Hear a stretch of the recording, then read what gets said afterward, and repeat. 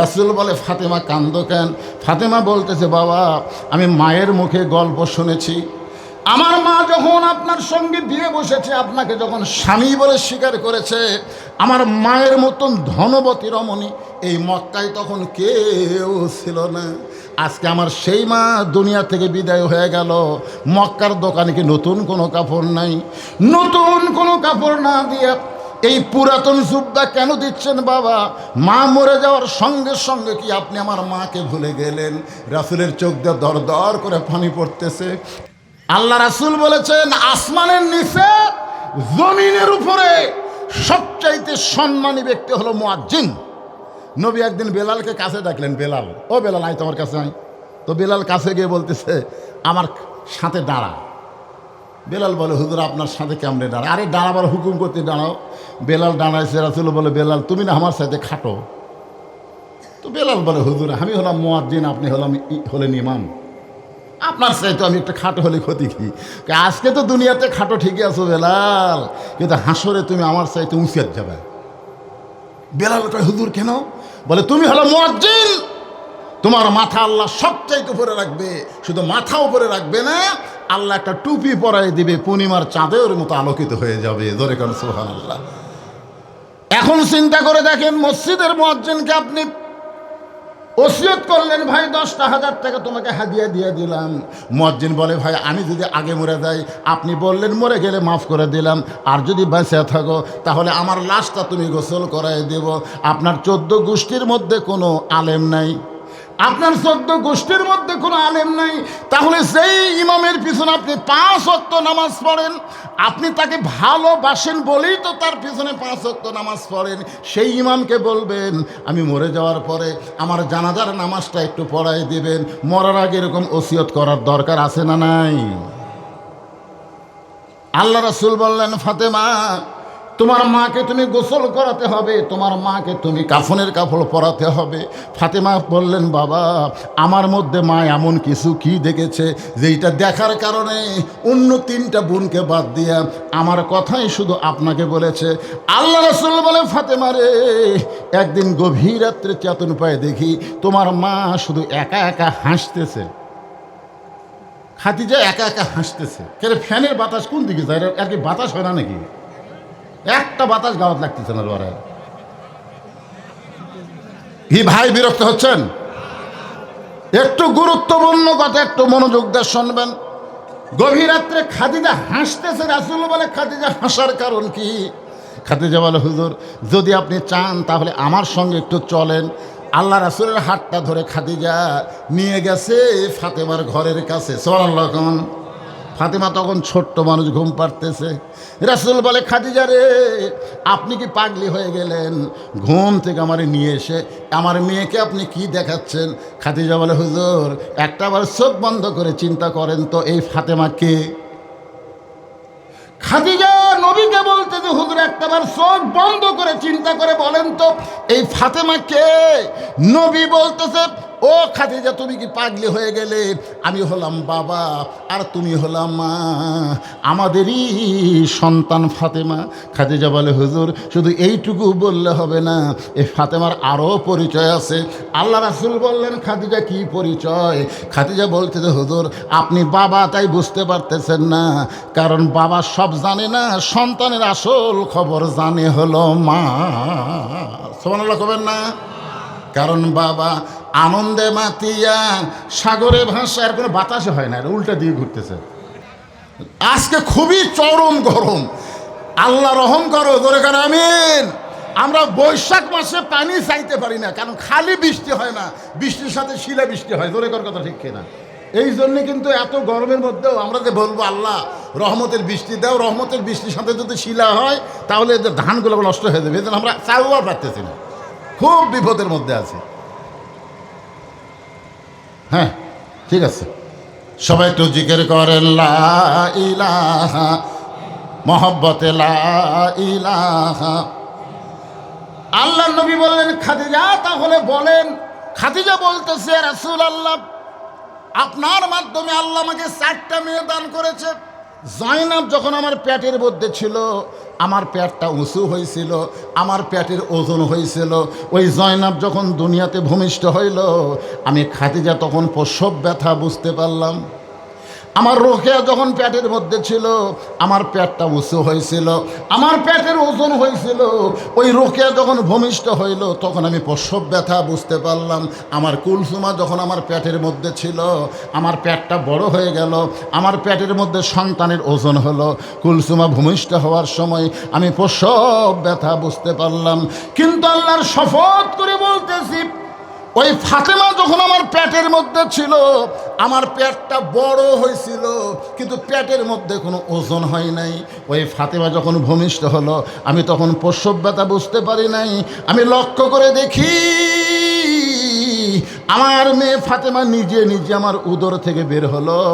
আমি তাকায় দেখি তার দুইটা কচি হাত দিয়া তার ইজ্জতটা ঢাকলো। আমি মা হইয়া আজও পর্যন্ত ফাতেমার ইজ্জত দেখতে পারি নাই। সেদিন থেকে আমি হিসাব করেছি, আমার ফাতেমা সাধারণ কোনো মেয়ে নয়। আমি যখন মরে যাব, ওই ফাতেমা যেন আমাকে গোসল করায় দেয়। ফাতেমা নিজে একাই গিয়া মা খাদিজাকে গোসল করায় দিলেন। মা খাদিজা গোসল যখন হয়ে গেল, এমন সময় ফাতেমা এসে বলতেছে, বাবা, মা যখন 2 নম্বর ওসিয়ত করেছে, আমার মাকে কাফনের কাপড় পরাতে হবে।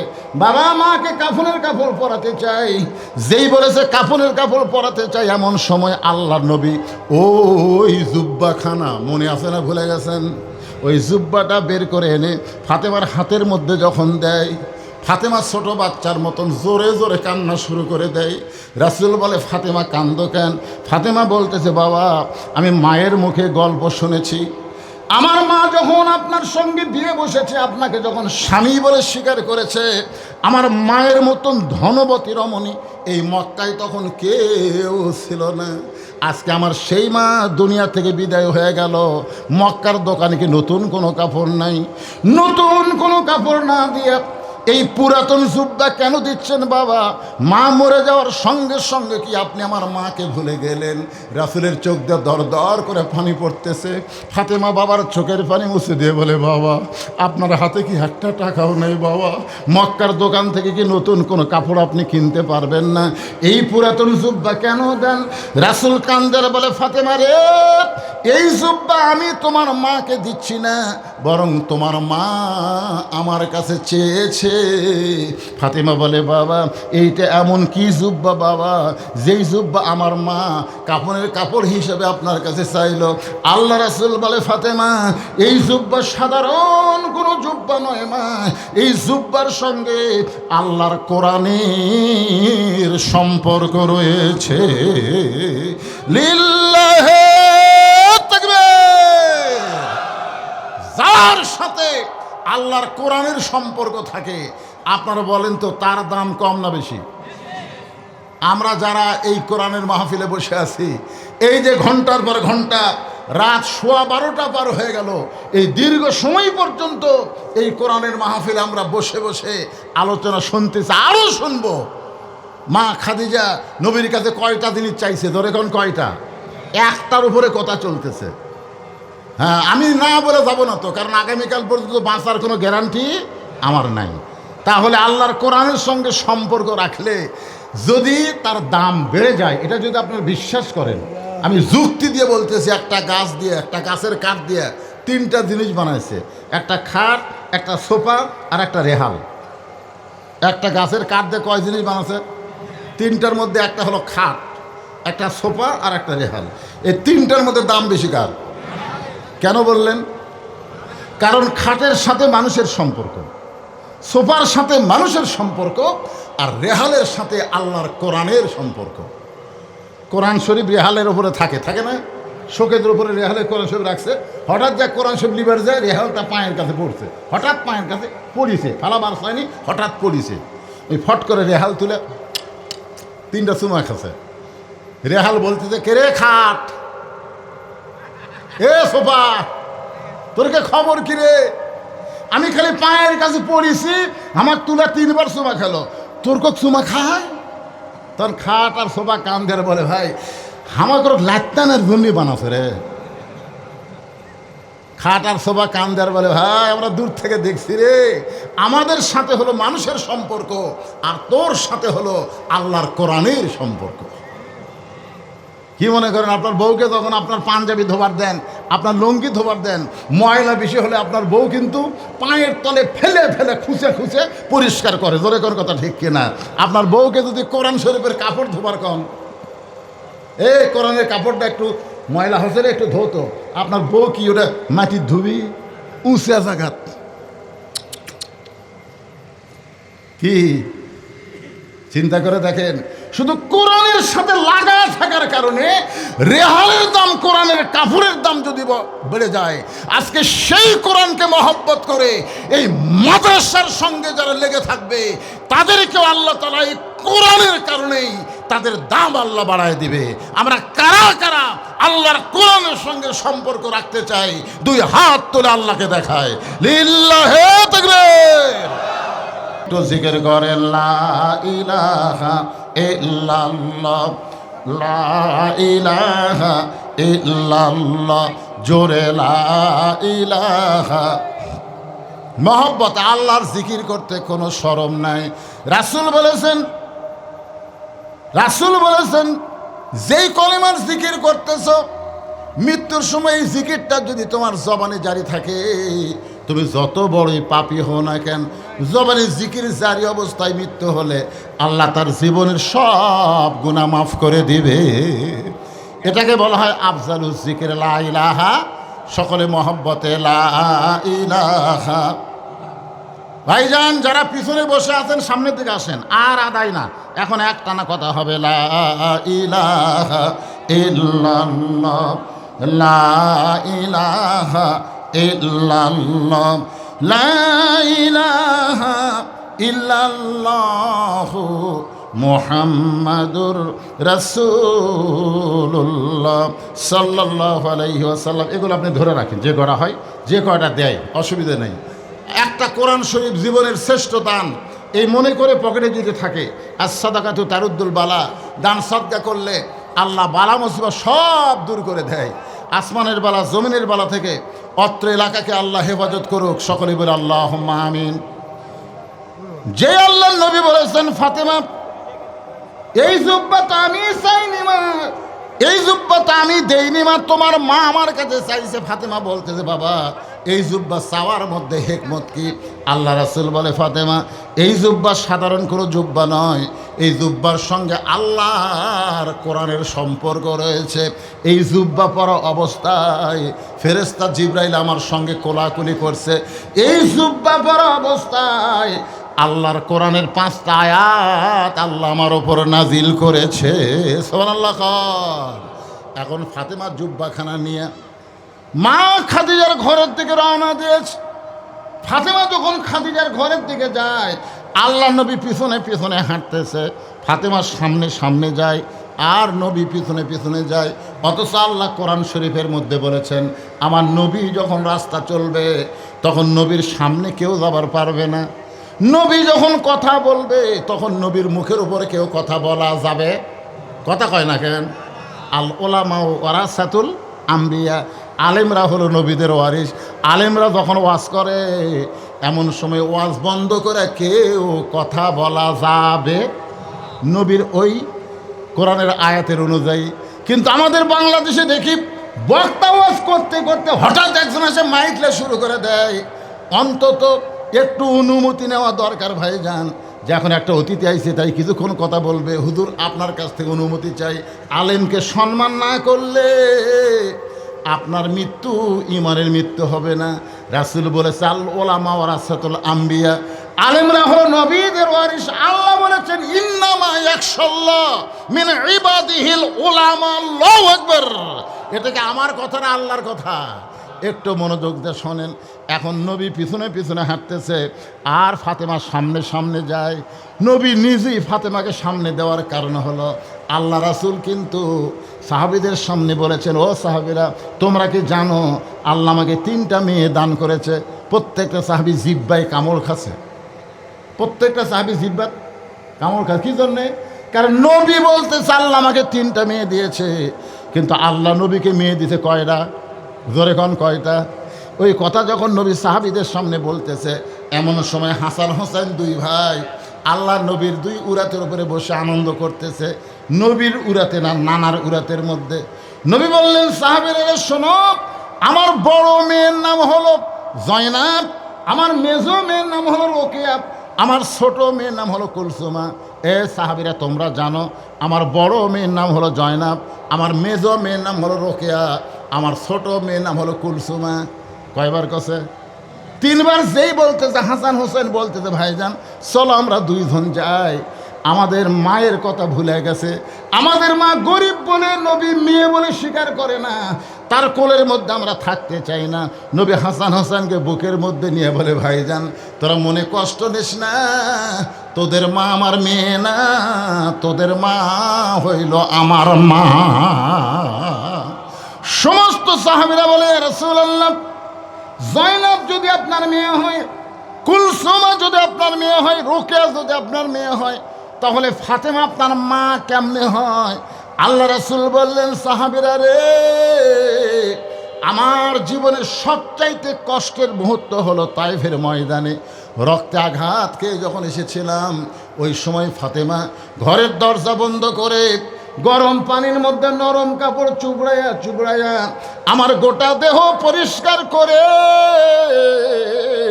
নরম আঙ্গুলের মধ্যে গরম জয়তুনের তেল নিয়ে আমি নবীর দেহ যখন মালিশ করে দেয়, আমি কখন জানি ফাতেমার উরাতকে বালিশ বানায় ঘুমিয়ে গেছি। আর ওই ঘুমের ঘরে স্বপ্নে দেখি আমার মা আমার আমেনা শিওরের পাশে দাঁড়ায় কাঁদতেছে। আমি স্বপ্নকে বাস্তব মনে করে মা মেলাম, ওই হাতটা আমিরের হাত না, ওই হাতটা হলো আমার ফাতেমার হাত। আমি তখন দেখেছি ফাতেমা আমার জন্মে মেয়ে, কিন্তু ভালোবাসার কলিজায় হলো আমিনা। ধরে কারণ সুবহানাল্লাহ। ফাতেমাকে সামনে দিয়া নবী পিছনে পিছনে হাঁটতেছে। জুব্বাখানা নিয়ে যখন ঘরের মধ্যে ঢুকলো, সঙ্গে সঙ্গে নবী দরজা বন্ধ করে দিছে। দরজা বন্ধ করে দেওয়ার কিছুক্ষণ পরে নবী তাকায় দেখে ফাতেমা দরজা খুলেছে, কিন্তু ফাতেমা মুস্কি মুস্কি হাসতেছে। আল্লাহ রাসূল চমকে গিয়ে বললেন, ফাতেমা তুমি কাঁদতে কাঁদতে জুব্বা নিয়ে তোমার মাকে কাফনের কাপড় পরানোর জন্য ঢুকলে, হাসতে হাসতে দরজা খুললে কারণ? ফাতেমা বলতে যে, বাবা আমি কাঁদতে কাঁদতে কেন ঢুকলাম এটাও আপনি জানেন, আমি হাসতে হাসতে দরজা কেন খুললাম এটাও আপনি জানেন। আল্লাহ রাসূল বলে, ফাতেমা মা ইয়ানতিকু আনিল হাওয়া ইন হুয়া ইল্লা ওয়াহুন ইউহা। আল্লাহু আকবার। নবী বললেন, ফাতেমা শোনো, তুমি কাঁদতে কাঁদতে ঢুকলে এটা আমি জানি, কারণ মেয়ে তার মাকে কাফনের কাপড় পরাবে, অবশ্যই কাঁদবে, কিন্তু হাসতে হাসতে দরজা খুললাম এইটা তো আমি জানি না। ফাতেমা বলতেছে, বাবা যদি না জানেন তাহলে শোনেন, আপনার জুব্বা নিয়ে যখন আমার মাকে পরাবার গেছি, ইয়ানজুরু বিনুরিল্লাহ, আমি তখন আমার মায়ের দিকে তাকায় দেখি আমার মায়ের শরীরে আল্লাহ জান্নাতের পোশাক পরায়া দিছে। আমি আমার মায়ের শরীরে জান্নাতের পোশাক দেখে আপনার জুব্বাখানা পরায়া হাসতে হাসতে দরজা খুলে দিয়েছি। সঙ্গে সঙ্গে নবী মাটির উপরে হাত দিয়া ছোট বাচ্চার মতন কান্না শুরু করে দিলেন। ফাতেমা বললেন, বাবা আমার মাকে আল্লাহ জান্নাতের পোশাক পরাইছে, এইটা শুনে আপনি খুশি হতে পারলেন না, আপনি কেন কাঁদতেছেন? রাসূল বলে, ফাতেমা এই কান্না কোনো আমার জীবনের কান্না নয় মা, এই কান্না হলো আমার জীবনের সবচাইতে আনন্দের কান্না। কারণ এই দুনিয়াতে সর্বপ্রথম যিনি আমাকে নবী বলে স্বীকার করেছে তিনি হলো তোমার মা, আমার আর দরদের বিবি খাদিজা। সরলা বলেন, নিজের বউ হইয়া স্বামীকে নবী বলে স্বীকার করা, এটা আপনারা কি মনে করতেছেন? আমার ওয়াজে আপনারা শুনেই থাকেন, আমি তিনটা কথা বলি। সেটা হলো, বড় ডাক্তার যারা, তারা কোনো দিন তার বউরে সিজার করায় না। দেখবেন আপনাকে নাটোরে যারা বড় বড় ডাক্তার, তাদের বইয়ের কোনো দিন সিজার লাগে না, কারণ ডাক্তার জানে সিজার করলে বাচ্চারা ক্ষতি হয়, মায়েরও ক্ষতি হয়। আপনারা খেয়াল করে দেখবেন কোনো মৌলানার বাড়িতে কিন্তু মিলাদ লাগে না। বড় ডাক্তারের বইয়ের সিদার লাগে না, মৌলবীর বাড়িতে মিলাদ হয় না। আর 3 নম্বর হলো পীরের বউ কোনোদিন মুরিদ হয় না। আপনার যত পীর আছে খোঁজলা দেখবেন একটা পীরের বউ মুরিদ হয়নি, কারণ বউ জানে আমার পীর মাঝে মধ্যে মুরিদের বইয়ের দিকে লুচ্চার মতন তাকায়, আর নিজের চরিত্রই ঠিক নাই, এর কাছে মুরিদ কেমনে হবে। শুধু একজন মানুষ, তিনি হচ্ছেন আমাদের নবী, ধরে এখন সুবহানাল্লাহ, যার ভিতরেও যেমন বাহিরেও তেমন। এই কারণে আল্লাহ বলেছেন লাকাদ কানা লাকুম ফি রাসূলিল্লাহি উসওয়াতুন হাসানাহ। যদি সফলতা অর্জন করতে চাও তাহলে সবাইকে বাদ দাও, একমাত্র রাসূলকে তোমাদের আদর্শ হিসাবে গ্রহণ করে নাও। এ কথা কার? জোরে বলেন। এই কথা হচ্ছে আল্লাহর। আল্লাহ নবী নিজের হাতে খাদিজাকে কবরের ঘরে নামায় দিচ্ছেন। 2 চোখ দিয়ে দর দর করে পানি পড়তেছে। আবু বকর বলে, ইয়া রাসূলুল্লাহ, হুজুর আপনি যদি বুঝমান হয়ে এমন করে কান্দেন তাহলে আমরা কেমনে সহ্য করব? রাসূল বলে, আবু বকর, আজকে যাকে আমি কবরের ঘরে নামাইতেছি তুমি কি তাকে চিনো? সে শুধু আমার বিবি না, শিশুকালে মইরা গেছে মা, গর্ভে থাকতে মরছে পিতা, আমি চোখে দেখলাম না।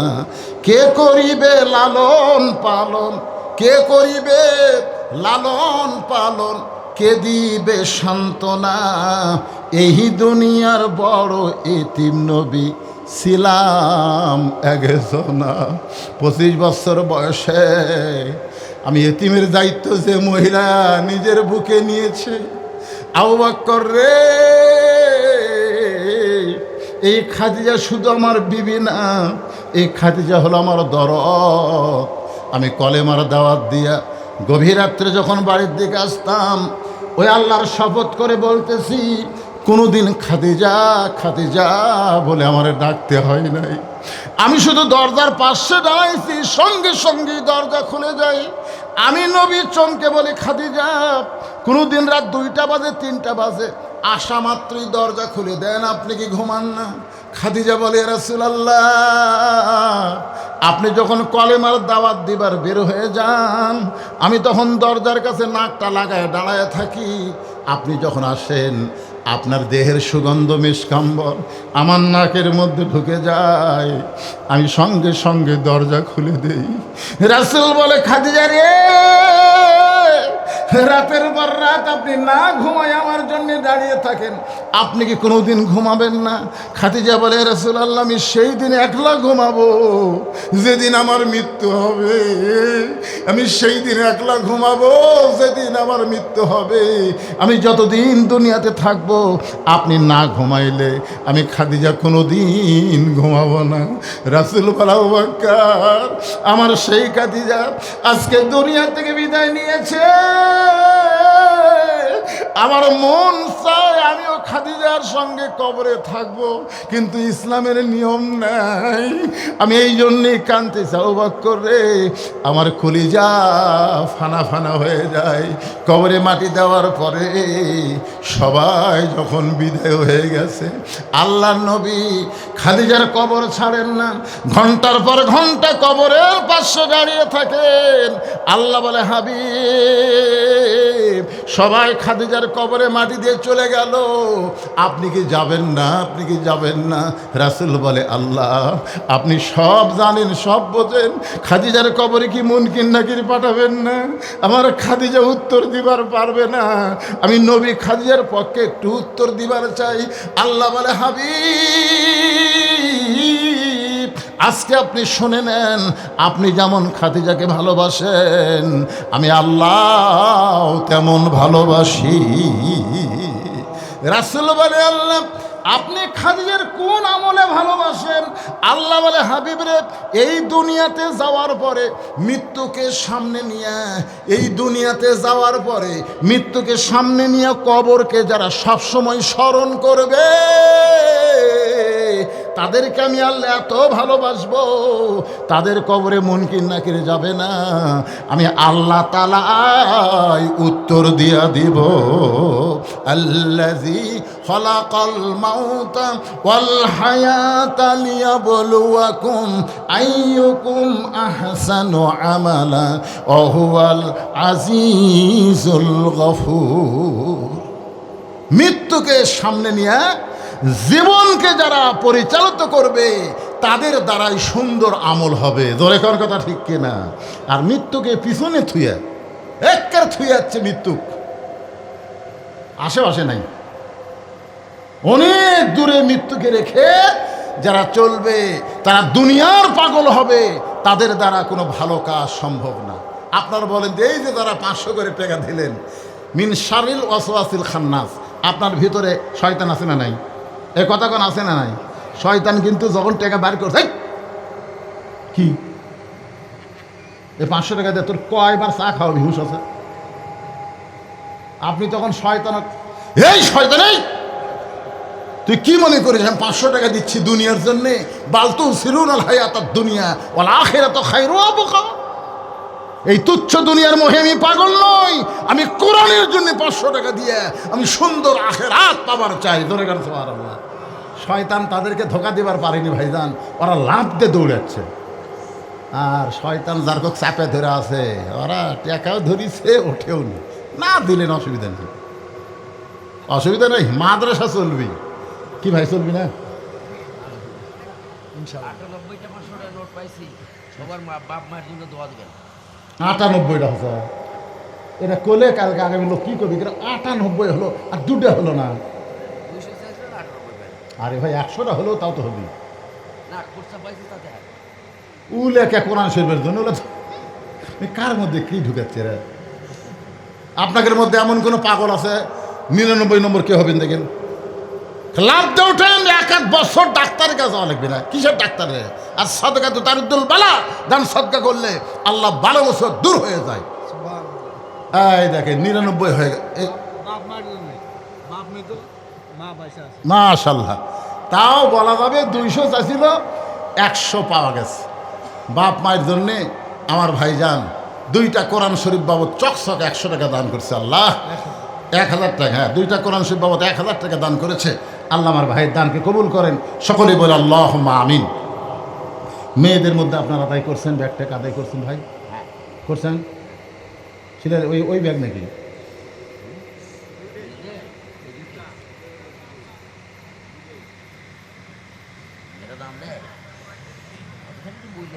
হ্যাঁ বলে দিছি তো, বেশি আছে ওইদিকে, মহিলা বেশি আছে। আছে। আপনারাও ভুল করছেন। সব সময় প্রধান বক্তাকে দিয়ে কোনো সময় আদায় ধান্দা করলে ওয়াজ শুনবার পারবে না। তো দ্বিতীয় বক্তা দিয়ে একটাই নিয়ে টুনে কেড়ে করে আদায় করা লাগবে। আর আমার ওয়াজ হচ্ছে লাস্টে খালি 5 মিনিট একটা ঝড়ের মতন আদায় হবে। ধরে কেন ঠিক কিনা? যেটা আমি প্রত্যেক মাহফিলে করি। কিন্তু আজকে দেখতেছি আগেকার বক্তা আদায় করে পাননি, আপনাকে খালি ভাষণ দেন, এ অতিথি ও অতিথি আইসা খালি ওই এলাকা আদায় গেছিল কেবল 30 পারা কোরআনে আদায় শুরু করবার সাথে একদম মাইকলে লিজিয়ে আদায় করতেছে। তাহলে হয়? এত পুরাতন একটা মাদ্রাসা, কত বছর হয়ে গেল, একটা আদায়কারী বক্তাকে আপনারা দাওয়াত দেবেন, যে বক্তা আদায় করতে পারে। এরকম বক্তা নাই? অবশ্যই আছে, সেটা আদায়কারী বক্তাকে দাওয়াত দেবেন। এই নতুন নতুন বক্তা দিয়ে আদায় হবি না, ওয়াজ হবি, তা আদায় হবি না। হ্যাঁ যাই হোক, যা হয়েছে, কারণ এই খাজুরা বাজারের লোকেরা যদি খালি ঠিক থাকে ইনশাআল্লাহ। 300 কত দোকান শুনলাম? 300 কত দোকান ভাই? 300-র উপর হবে আর কি। 300-র উপর দোকান যেই বাজারে আছে, সেই বাজারের মাদ্রাসা কি দেখে গেছিলাম। আজকে যখন সিঁড়ি ভাঙ্গা উপর দিকে যাচ্ছি তখন মনে হচ্ছে আল্লাহ, এরা শুধু মাদ্রাসাকে উপরে তোলে নেয়, এদেরকেও আল্লাহ তাআলা অনেক সম্মানিত করেছে। ধরে কোন কথা ঠিক কিনা? সবার জন্য আমরা প্রাণ খুলে দোয়া করব। সবাই ইস্তেগফার পড়ে আস্তাগফিরুল্লাহ রব্বি মিন কুল্লি জামবি ওয়া তুবু ইলাই, আস্তাগফিরুল্লাহ রব্বি মিন কুল্লি জামবি ওয়া তুবু ইলাই, লা হাওলা ওয়ালা কুওয়াতা ইল্লা বিল্লাহিল আলিয়্যিল আযীম। আল্লাহুম্মা সাল্লি আলা মুহাম্মদ, আল্লাহুম্মা বারিক আলা মুহাম্মদ। দোয়া করে দিলাম, সবদিকে দোয়া করে দিলাম। দোয়া করে দিবেন না শুনবেন আপনারা? দোয়া দোয়া, সবাই দোয়া। ফজরের নামাজ জামাতের সাথে আদায় করা লাগবে। হ্যাঁ,